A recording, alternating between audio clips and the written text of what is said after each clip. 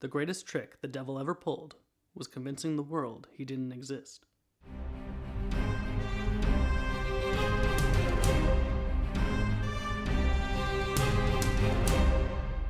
Hello everyone and welcome to episode number 30 of Movies Are Awesome, the show all about booking your own vacations.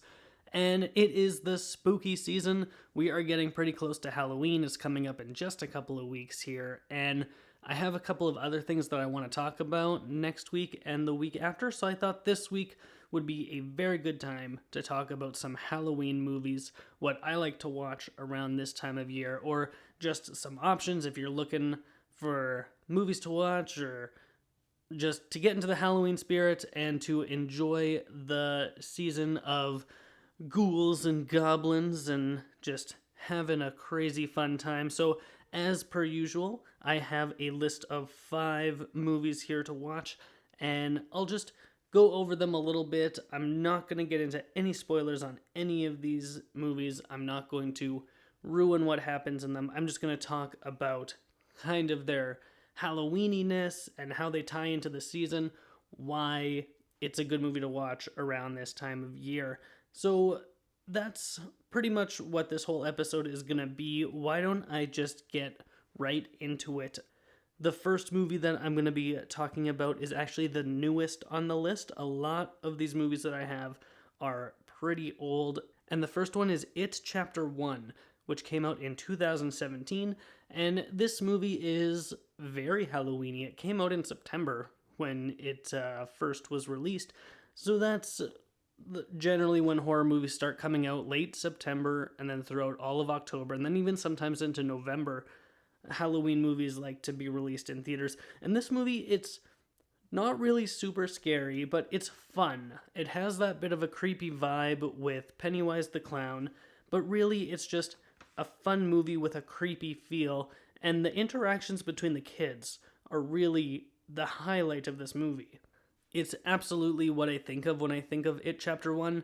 Pennywise is great and he's fine and he's scary in a couple of scenes, but overall it's all about the kids in this movie, their interactions, how they speak to one another, and how they move forward with the story. It's all very interesting.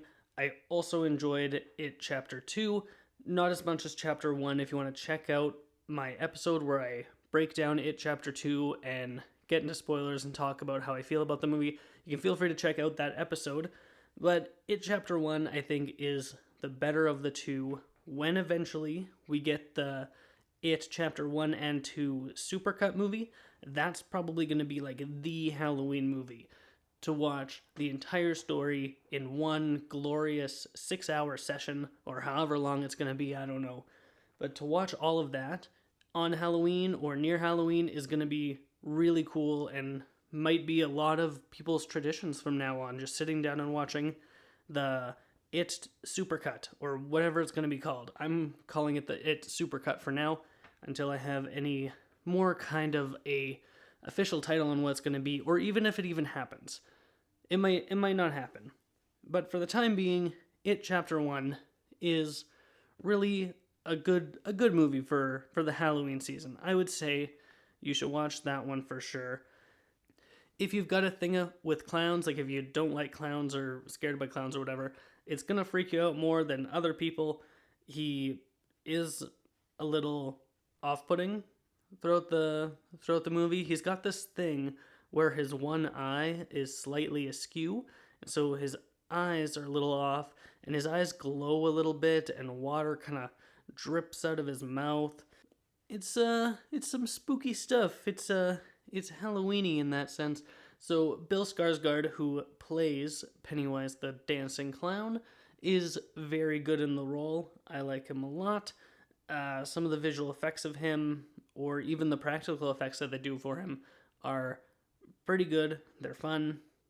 Like I said in my review for It Chapter 2, I think the second movie is a little over-reliant on effects, but the first movie doesn't have it as much. And there's actually not even just Pennywise the Clown, there's the bully kid, Bowers, I think his name is. And his stuff is pretty scary too, going around bullying the kids around town and just being an awful person.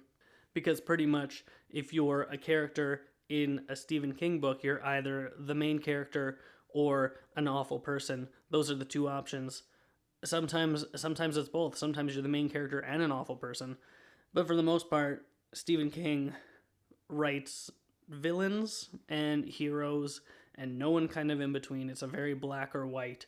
No one is down the middle. It's one side or the other. That's how his characters work. So It Chapter 1 is the first movie on my list. The second movie is the second newest movie on my list, and that is The Exorcist from 1973.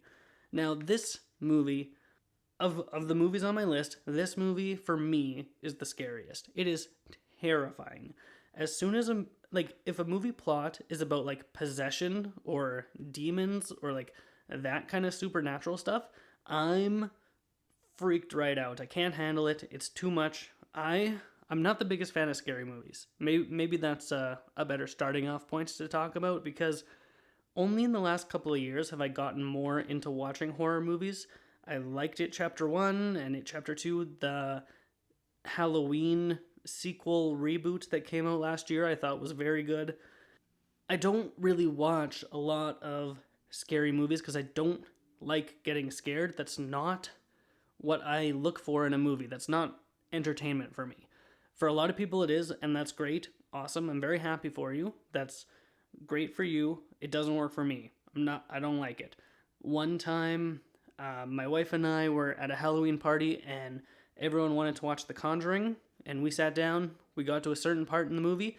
We said, nope, can't handle it, and we got up and we left. We weren't even at the party anymore. We just got in my car and drove away because it was too scary. To this day, I have not seen The Conjuring from beginning to end because I just cannot take it. No, thank you. That movie is too scary. It's not on my list, but I'm talking about it right now anyway. But when it comes to The Exorcist, it's a movie that's held in such high regard in the film industry and really well reviewed and things like that. So I sat down and I watched the whole thing. And the movie is very powerful and it is very scary. The visual effects are a little bit dated. Like I said, it came out in 1973. So some of the stuff that you see happen are maybe not as convincing as in a movie like It Chapter 1.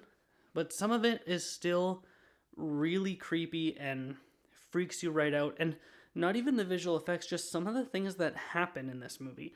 So the basic story is there's this little girl who gets possessed by the devil, and a priest comes to perform an exorcism to get either the devil or the demons or whatever is inside of her out of her so that she can just be a little girl again. And while this girl is under the influence of the devil, she just does weird, creepy, evil things. And it's terrifying for me. It's not a movie I would say I watch regularly for Halloween because I've only seen it once, but it's a movie that has really stuck with me since I first saw it, and I would recommend it as a good Halloween movie to watch because it fits. Like Halloween, there's like that scary stuff and demons and devils and all these other things. So even if you're not a person of faith who believes in possession and things like that, it's still a good movie to watch, and I would recommend it, even not as a Halloween movie, just as a piece of cinema history. The Exorcist is a good one to watch. That's already 2 movies right there. Boom. It Chapter 1 and The Exorcist. I'm gonna get through these really quick. It's gonna be a short episode today, and that's okay. As I always said, I don't need these episodes to be super long. They need to be as long as they need to be. I'll move on to number 3. It is the oldest movie on my list. This movie is 80 years old. 80. It came out in 1939. It is probably the most iconic film of all time, and that is The Wizard of Oz. Now, The Wizard of Oz is not what you would call a traditional Halloween movie in the sense that it's not really scary or meant to be scary, but I think it's a good Halloween movie because it's full of people wearing costumes.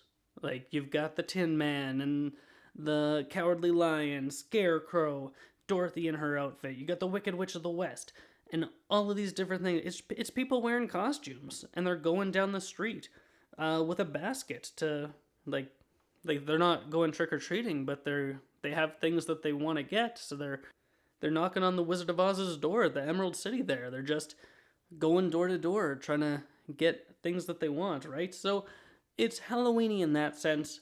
There are some scary aspects to it. I by no means would I call this a scary movie, and even the scenes that are a little bit more in that scary sense, I wouldn't call them scary either. But it's a movie that just like it transcends all genres. So it's a musical, but like I don't consider it a musical because it's so much else. This movie is so much. It fits within so many different genres, and it's got fantasy, and it's got music, and it's got scariness, and it's just got everything. It doesn't have romance, but it kind of sort of does. It suggests kind of a weird relationship between the Scarecrow and Dorothy. I don't think there's really anything going on there, but there's definitely that kind of subtext if you choose to see it that way. And then obviously like the Wicked Witch of the West, and she's green, and like so like there's a witch in the movie. Boom. That's my biggest Halloween argument for the Wizard of Oz. The Wicked Witch of the West. It also has the Good Witch of the North, but she's like no, I wouldn't say that the Good Witch of the North is a reason that this movie is Halloween. It's more Wicked Witch of the West. It's very interesting that this movie has the good witches in the north and the south, and the evil witches in the east and the west. I'm wondering why they chose to divide it geographically like that. They said like, okay, like I'll take the north, you take the south, and you take the east, you take the west. Like what did that meeting look like when they divided up those lands? I have no idea.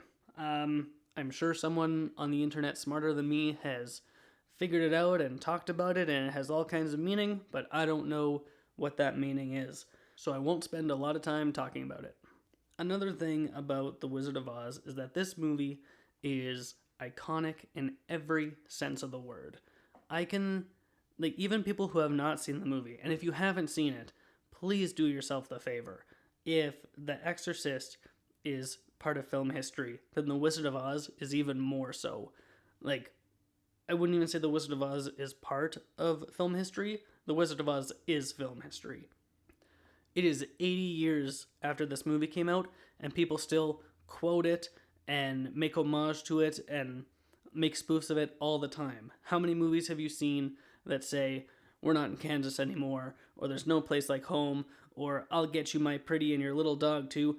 All of these things. Just thing after thing after thing. Follow the Yellow Brick Road, Munchkin Land, If I Only Had a Brain. There's just, like, the list goes on and on and on. And it baffles my mind that this movie did not win Best Picture at the Academy Awards that year, and that's only because it came out the same year as Gone with the Wind, and for whatever reason, people in 1939 thought that Gone with the Wind was better, and it's not, because The Wizard of Oz is better. And like, I don't have time to get into that today. Maybe I'll do a whole episode of why The Wizard of Oz is better than Gone with the Wind. Gone with the Wind is boring, and I don't like it that much. The Wizard of Oz is amazing, and everything about it is great. And that's why you should watch it around Halloween. And now that is something that I actually do. I do try to watch this movie around October, around Halloween time. And just because like it has a Halloween feel to it. Not really in the traditional sense, but I feel that this movie, if you were to choose any time of year to consistently watch The Wizard of Oz, I feel like I'm in the right in saying around Halloween. So my number 3 movie for watching around Halloween is The Wizard of Oz. Now this next one is a little bit of a cheat because it's not a movie per se, and by per se I mean it's not a movie at all. It is a television special, and it's from 1966, and it's called It's the Great Pumpkin, Charlie Brown, and I love this. All of those old classic Charlie Brown animated TV specials are amazing. You've got It's the Great Pumpkin, Charlie Brown, A Charlie Brown Thanksgiving. What's the Christmas one called? A Charlie Brown Christmas, maybe it's called? Don't remember. The Easter Beagle, Charlie Brown. Whatever they're called. You've got, they cover all the major holidays. But this Halloween one is golden. Like, you've got Charlie Brown tries to make a ghost costume, and he cuts a bunch of holes all over the place. So everyone, when he goes trick-or-treating, he just gets a bag full of rocks, because he's got a bad costume, so they don't give him candy. Because Charlie Brown is just a loser. But he's just so endearing, and there's something just so wholesome and innocent about these Charlie Brown classics. I love watching them. It was just last week, we sat down and we watched the Charlie Brown Thanksgiving special, also from the 60s, because it's so classic. Like, whenever a holiday comes around, there's a Charlie Brown special that I'm gonna be watching. That's just how it works. We just had Thanksgiving, so I just watched Charlie Brown Thanksgiving. Halloween's coming up. I'm going to be watching It's the Great Pumpkin, Charlie Brown either next week or the week after. Once Christmas comes around, I'm going to watch the Christmas one. Once Easter comes around, I'm going to watch the Easter Beagle. It's like clockwork, and it's a no-brainer. If you haven't seen any of these Charlie Brown classics, please do it. They are just so entertaining. Now, some of the things that they say and the things that they do, they have this timelessness to it. Even if you say, like, oh, that's a little dated, well, like, it's dated, but not in a negative sense, at least not for me. And maybe that's just because I have a lot of nostalgia attached to these, because I watched them growing up. Even though these were old when I was growing up in the 90s, but still, It's the Great Pumpkin, Charlie Brown is a wonderful, wonderful, wonderful special, and you should watch it. Just do it right now. Don't even finish listening to this podcast. I won't even finish recording. I'll just get up. I'll go watch it right now. I didn't watch it. I'll watch it next week. I'm home by myself right now. I don't want to watch it alone. It's the kind of thing you gotta watch it with somebody else. So find somebody you love or somebody you at least kind of tolerate, and sit down with them and watch It's the Great Pumpkin, Charlie Brown, the one from 1966. It is a classic in every sense of the word.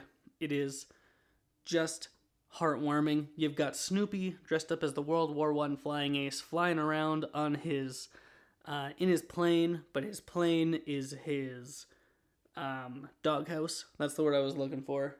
His doghouse. You've got the Charlie Brown awful Halloween costume. I actually dressed up as that for Halloween one year. I took a bed sheet and I just cut a bunch of holes in it. And I walked around with a bag and I was like, I got a rock.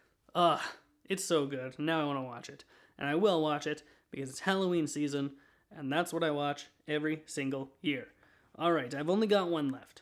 Now, this one is not only scary, not only a classic, not only a piece of film history, but it's also just a fantastic movie. Even if you don't watch it around Halloween. Even more so than The Exorcist. Even more so than The Wizard of Oz. Even more so than It Chapter 1. This is a movie that's just a wonderful character study. And it's directed by one of the greatest filmmakers of all time, one of my favorites, Alfred Hitchcock, and that is 1960's Psycho. Now, Psycho is the story of Norman Bates and his mother Norma and their dysfunctional relationship. If you have not seen this movie, I will say probably no more than that. So basically the movie opens with this woman, Marion Crane, and she steals some money and she runs away, and she ends up at the Bates Motel. Now, if you've seen the show Bates Motel, the show Bates Motel takes place before the movie. I have not seen the show because I watched the first episode and I couldn't do it. It just wasn't for me. because I love this movie too much, and I felt like it was kind of wrecking it for me. Even though it doesn't technically ruin the movie for me, the movie still exists on its own merit and it's still wonderful, but I don't want the show to create all this extra canon and sully it for me. I just don't want that. So she ends up at the Bates Motel, and then she meets Norman and Norma. People die, and the shower scene happens. The shower scene is very, very famous. If you don't know what I'm talking about, when you watch it in the movie, you will know what I'm talking about because it's just such an iconic scene. The movie Psycho was, fun fact, the first movie to feature a flushing toilet on screen. So that's fun and exciting. Alfred Hitchcock went to great lengths to make this movie as great as it can be. There's a movie called Hitchcock starring Anthony Hopkins as Alfred Hitchcock, and it's about the making of the movie Psycho. I haven't seen all of it, regrettably. I've only seen bits and pieces, but for the parts that I saw, I like how it shows how the movie was made. I like true story movies. I like movies about movies. So it's just, why haven't I seen the whole thing? I don't know. Maybe that's what I should do. I should do a double feature, watch Hitchcock and then watch Psycho, and maybe that'll be what I do for Halloween this year. That's a great idea. I'm gonna write that down so I don't forget, so that I can do that later, because that sounds amazing. The things that you come up with when you're sitting home alone with a microphone in front of you. Wow. That sounds great. I'm gonna do that. So Psycho is getting back on track here. It's definitely a horror movie. Now, it's not scary because it did come out in 1960. At the time, though, this movie freaked people out. There were people throwing up in movie theaters, or people passing out, or people having like nightmares for weeks because of this movie. It was really like the hallmark of the modern horror film, even though it came out like almost 60 years ago. Holy. Yeah, next year it'll be the 60th anniversary of Psycho. Isn't that nuts? That's just crazy how like 60 years have passed. That's more than twice my age has passed since the time this movie has been released, and it's still such a hallmark of horror, and it has that really classic music like I do believe that music first popped up in this movie, and then it was used in a bunch of others. There's a whole lot of really good filmmaking going on in this movie. It's wonderful, it's excellent, I love it, it fits the Halloween theme, and you should watch it this year for Halloween. That is all of the movies that I have to recommend for you.